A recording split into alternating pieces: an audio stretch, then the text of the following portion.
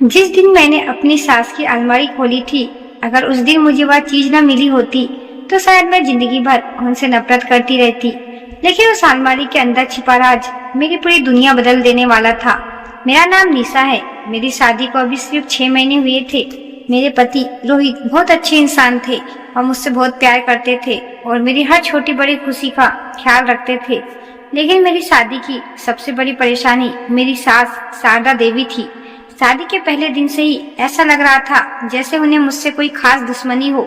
मैं सुबह 5 मिनट देर से उठ जाऊं तो उन्हें परेशानी होती। मैं चाय थोड़ी फीकी बना दूं तो उन्हें शिकायत होती। मैं किसी रिश्तेदार से ज्यादा देर बात कर लूं तो वह मुझे घूरने लगती।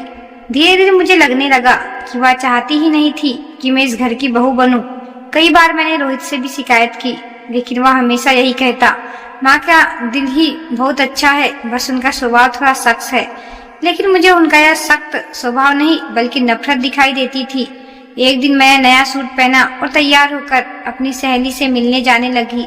तभी सास ने मुझे दरवाजे पे रोक लिया। उन्होंने कहा, आज कहीं नहीं जाना। मैंने पूछा क्यों?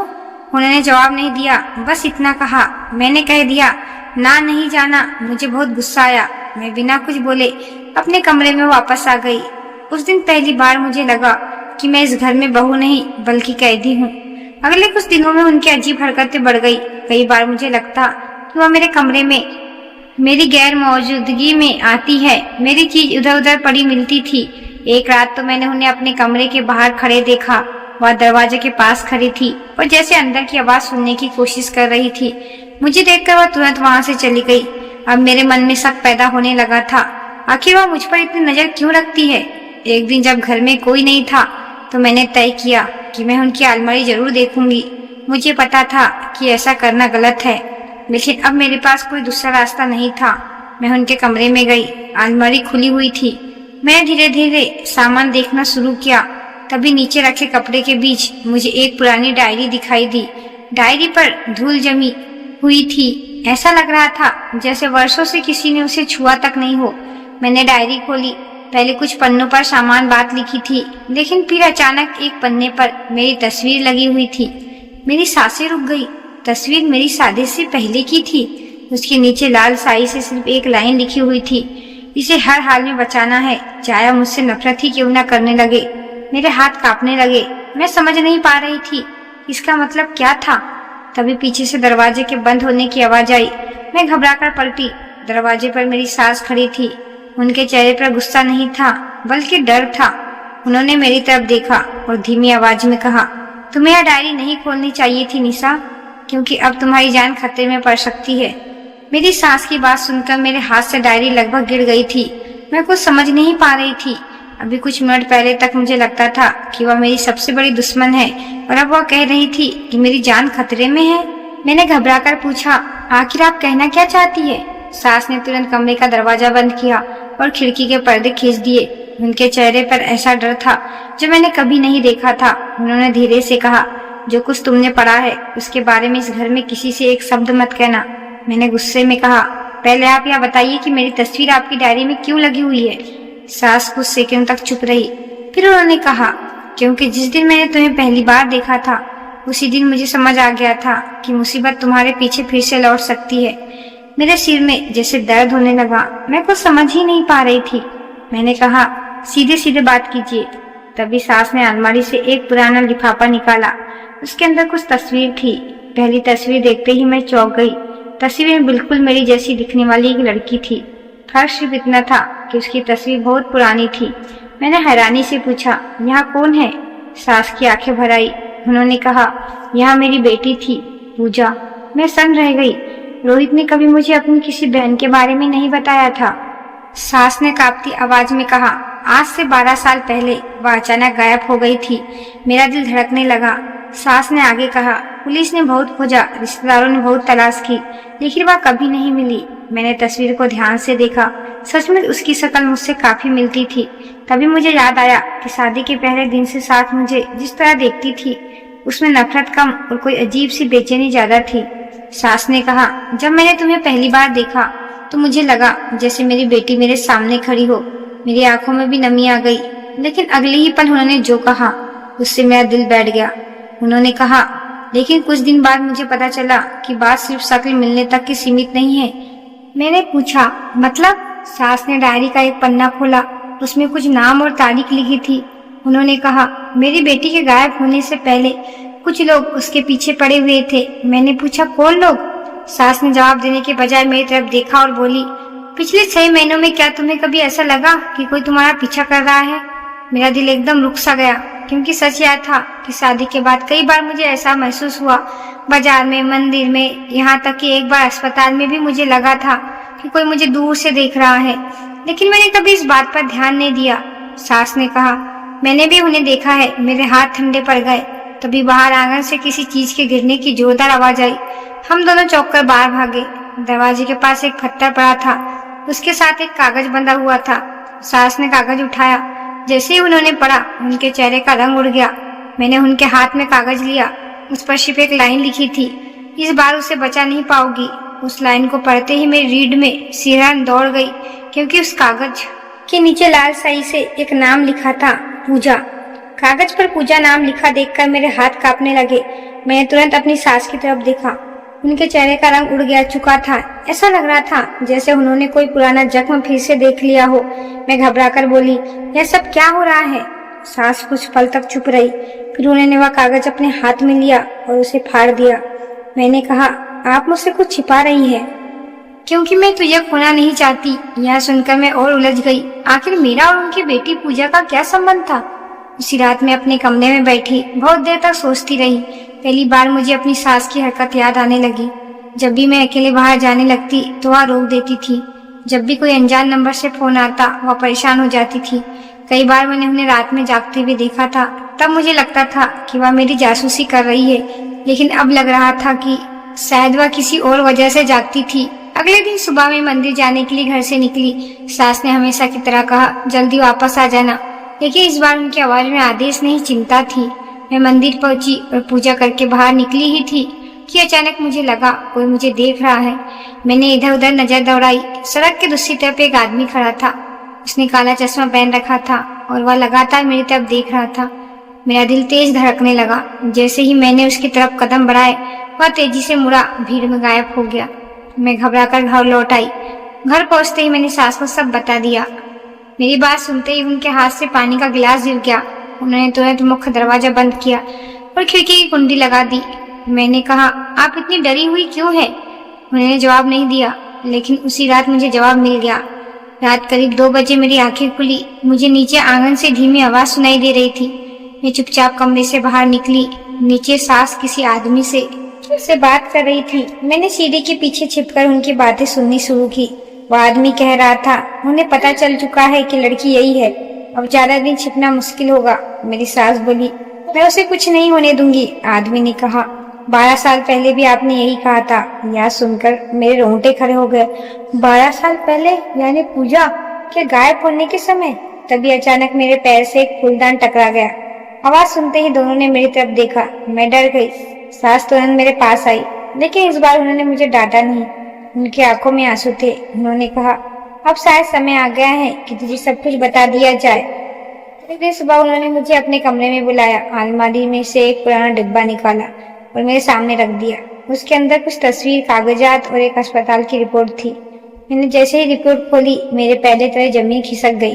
उस रिपोर्ट में मेरा नाम लिखा था, लेकिन मरीज की उम्र 12 साल थी।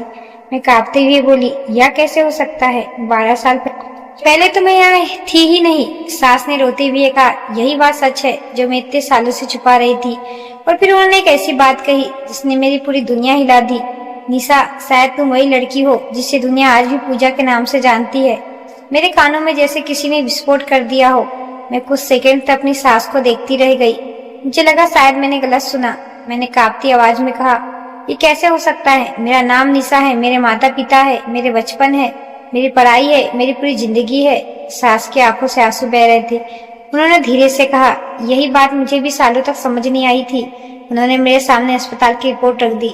रिपोर्ट में एक 12 साल की लड़की के सिर पर गंभीर चोट लगने का जिक्र था। साथ में एक फोटो भी लगी थी। मैंने फोटो को ध्यान से देखा और मेरे शरीर में सिरन दौड़ गई। वह चेहरा बिल्कुल मेरे जैसे था, इतना मिलता जुलता कि कोई भी धोखा खा जाता। मैंने रिपोर्ट को दोबारा पढ़ा। उसमें लिखा था कि लड़की कुछ दिनों तक बेहोश रही और होश आने के बाद उसे अपनी पुरानी जिंदगी का कोई याद नहीं थी। मैं बार बार सिर हिलाकर खुद को समझाने की कोशिश कर रही थी, यह सब गलत है। तभी सास ने एक पुरानी तस्वीर मेरे हाथ में रख दी। तस्वीर में एक छोटी बच्ची अपने माता पिता के साथ खड़ी थी। बच्ची के गाल पर एक छोटा सा निशान था। मेरे हाथ अपने चेहरे पर चला गया। मेरे दाहिने गाल पर बिल्कुल वैसा ही निशान था। मेरी सांसें तेज हो गई। तभी अचानक मुझे बचपन की कुछ धुंधली तस्वीर याद आने लगी। एक बड़ा सा घर, किसी की जोर जोर से चिल्लाने की आवाज, अंधेरी सड़क और फिर एक तेज रोशनी। उसके बाद सब कुछ खाली। मैंने अपना सिर पकड़ लिया। सास तुरंत मेरे पास आ गई। उन्होंने कहा, मैं जानती हूँ यह सब सुनना आसान नहीं है। मैंने रोते हुए पूछा, अगर मैं पूजा हूँ तो फिर निशा कौन है? सास ने कहा, यही सवाल मैं भी वर्षों से पूछ रही हूँ। तभी दरवाजे पर जोरदार दस्तक हुई। हम दोनों चौंक गए। रोहित बाहर से आया था। उसने हमें उस हालत में देखा तो घबरा गया। मैंने उसे सारी बात बतानी चाहिए, लेकिन सास ने मुझे रोक दिया। उन्होंने कहा, अभी नहीं। रोहित कुछ समझ नहीं पाया। उसी समय उसके फोन पर एक कॉल आई। कॉल सुनते ही उसका चेहरा सफेद पड़ गया। उसने घबरा कर कहा, माँ, फैक्ट्री वाले पुराने गोदाम में आग लग गई है। सास अचानक खड़ी हो गई। मैंने देखा कि उनके चेहरे पर डर लौट आया था। उन्होंने धीरे से कहा, नहीं वहाँ तो, और फिर वह चुप हो गई। मैं पूछा, वहाँ क्या? लेकिन उन्होंने जवाब नहीं दिया। मुझे देर बाद हम तीनों गोदाम की तरफ निकले। वहाँ पहुँचते ही मैंने देखा कि आग पर काबू पा लिया गया था, लेकिन पूरा गोदाम जल चुका था। तभी एक पुलिस अधिकारी वहाँ आया। उसने सास को एक आधी जली हुई डायरी दी। अधिकारी ने कहा, यह अंदर से मिली है, शायद आपके काम की हो। सास के हाथ कांपने लगे। उन्होंने डायरी खोली। पहले कुछ पन्ने जल चुके थे, लेकिन आखिरी पन्ने पर जो लिखा था उसे पढ़ते ही उसके चेहरे का रंग उड़ गया। मैंने जल्दी से डायरी उनके हाथ से ली। उस पर लिखा था, अगर यह डायरी किसी को मिली तो समझ लेना कि पूजा जिंदा है, लेकिन उसके सबसे करीब रहने वाला इंसान ही उसका सबसे बड़ा दुश्मन है। यह पढ़कर मेरे शरीर के सिरहन दौड़ गई। मैंने तुरंत रोहित की तरफ देखा। उसी पल मुझे महसूस हुआ कि कोई दूर खड़ा हमें देख रहा है। मैंने मुड़कर देखा। भीड़ के बीच एक आदमी खड़ा था। उसने काला चश्मा पहन रखा था, वही आदमी जिसे मैंने मंदिर के बाहर देखा था। इस बार वह भागा नहीं, उसने सीधे मेरी तरफ देखा।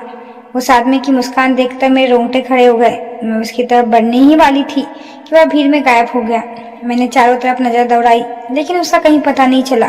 घर लौटते समय पूरे रास्ते में उसी के बारे में सोचती रही। आखिर वह कौन था और वह मुझे देखकर मुस्कुराया क्यों? रातों खाने की मेज पर अजीब सन्नाटा था। रोहित बार बार मेरी तरफ देख रहा था और सास किसी गहरी सोच में डूबी थी। तभी अचानक घर की बिजली चली गई। पूरा घर अंधेरे में डूब गया। रोहित टायर चुनने गया। उसी समय मुझे ऊपर वाले कमरे से किसी चीज के गिरने की आवाज सुनाई दी। मैं धीरे धीरे सीढ़ी चढ़कर ऊपर गई। कमरा खुला हुआ था। अंदर पहुंचते ही मेरी नजर फर्श पर पड़े एक लिफाफे पर गई। मैंने लिफाफा उठाया। उस पर सिर्फ मेरा नाम लिखा था। मैंने कांपते हाथों से उसे खोला। अंदर एक पुरानी तस्वीर थी। तस्वीर में वही काला चश्मा पहने वाला आदमी खड़ा था, लेकिन उसके साथ जो लड़की थी उसे देखकर मेरी सांसें रुक गई। वह मैं थी या फिर पूजा? तस्वीर के पीछे लिखा था, सच्चाई जानती है तो अपने पति पर भरोसा मत करना। मेरे हाथ से तस्वीर लगभग छूट गई। तभी पीछे से रोहित की आवाज आई, निशा, तुम यहाँ क्या कर रही हो? मैं घबराकर पलटी। पहली बार मेरे मन में अपने ही पति को लेकर शक पैदा हुआ। अगले दिन मैं चुपचाप उस तस्वीर को लेकर शहर गई। तस्वीर के पीछे एक स्टूडियो का नाम लिखा था। वहाँ पहुंचकर मैंने तस्वीर दिखाई। बूढ़े मालिक ने तस्वीर देखते ही कहा, यह तो कई साल पुरानी है।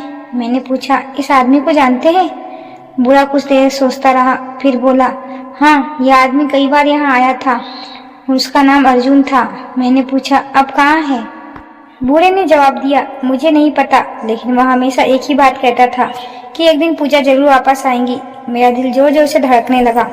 उसी समय मेरे फोन पर सास का कॉल आया। उनकी आवाज कांप रही थी। उन्होंने कहा, जहाँ हो तुरंत घर वापस आ जाओ, रोहित गायब हो गया है।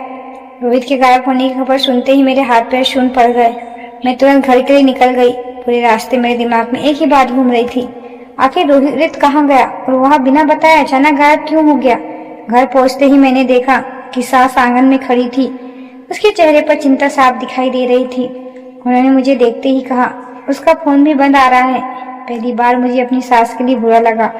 वह सचमुच डरी हुई थी। तभी मेरी नजर मेज पर रखे एक लिफाफे पर पड़ी।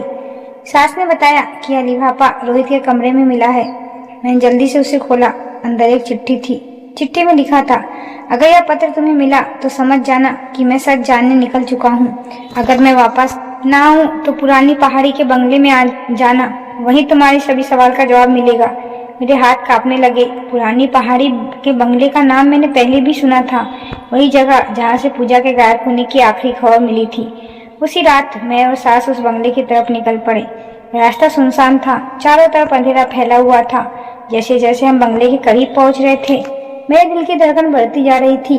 बंगला वर्षों से बंद पड़ा था, दीवार पर कई जमी हुई थी और खिड़कियां टूटी हुई थी। हम अंदर गए तो हर तरफ धूल फैली हुई थी। तब ऊपर वाले कमरे से किसी से बात करने की आवाज सुनाई दी। हम धीरे धीरे सीढ़ी चढ़े। कमरे का दरवाजा आधा खुला हुआ था। मैंने अंदर झांका और जो देखा उसे देखकर मेरे होश उड़ गए। रोहित कुर्सी से बंधा हुआ था, उसके सामने वही काला चश्मा पहनने वाला आदमी खड़ा था। मैंने दरवाजा खोलकर जोर से रोहित का नाम लिया। आदमी हमारी तरफ मुड़ा, लेकिन इस बार उसके चेहरे पर मुस्कान नहीं थी। उसने धीरे से अपना चश्मा उतारा। उसे देखते ही मेरी सांस की चीख निकल गई। वह आदमी कोई अजनबी नहीं था, वह उनका देवर सुरेश था, जिसे पूरा परिवार 15 साल पहले मरा हुआ मान चुका था। मेरी सांस रुक गई। सुरेश हंसने लगा और बोला, आखिर इतने साल बाद सच यहाँ तक पहुँच ही गया। सांस कांपती आवाज में बोली, तुम जिंदा हो? सुरेश ने कहा, हाँ, और मैं उस दिन से इंतजार कर रहा हूँ जब पूजा मेरे सामने आएगी। मैंने गुस्से में पूछा, मैं पूजा हूँ या निशा? सुरेश की हंसी अचानक रुक गई। उसने कहा, तुम निशा हो और हमेशा निशा ही थी।